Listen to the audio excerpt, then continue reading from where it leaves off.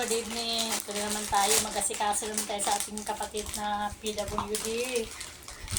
Magbihis na siya. Ngayon mag-pampers mo na siya. Lagyan natin siya ng pampers mga kapaksew. Ang binibili kong pampers mga kapaksew is yan, Certainty pants. Yan. Maganda rin to. 10 pieces. Large lang. Oh, maganda sa adult. Fit na. Yan o. Pang-adult po ito. Ayan. Yan. Ganun ang gagawin ko. Kasi once na dumumi siya, nakasave. Nakasave yung dumi. Hindi nagkakalat. Hanggang doon lang talaga. Kuhanin mo lang, balin mo lang. Tapos ganun. Yung ganun lang kasimple. Kaya, yan. Makakapansin. Ayan na naman tayo. Talaga lang. Grabe naman yan. Daming kanin. Puro kanin. Ayusin mo pagkain. Big.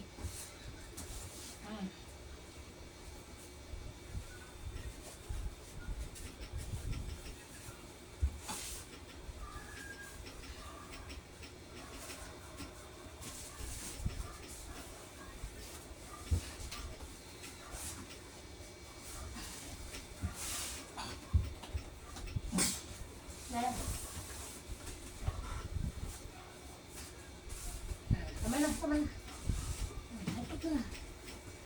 Ayan, makakapagsa. Tapos din, nakakapagod. Pero wala tayo magawa.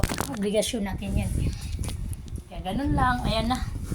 Panay siyang sa kanyang bumpers. So, ikot-ikot. Dito natin siya pwedeng lagyan ng foam. Kasi, napupuno ng ihi. Kaya, ganyan lang siya. Pupunasan lang natin yung higaan niya. Tapos, minsan, lalagyan ko rin siya ng goma. Parang hindi masyadong matigas ang kanyang higaan.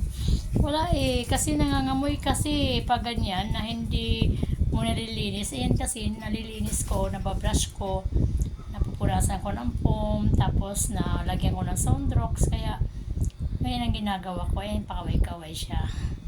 Ayan, Kuya John, laban lang ha. Kaya, thank you Lord.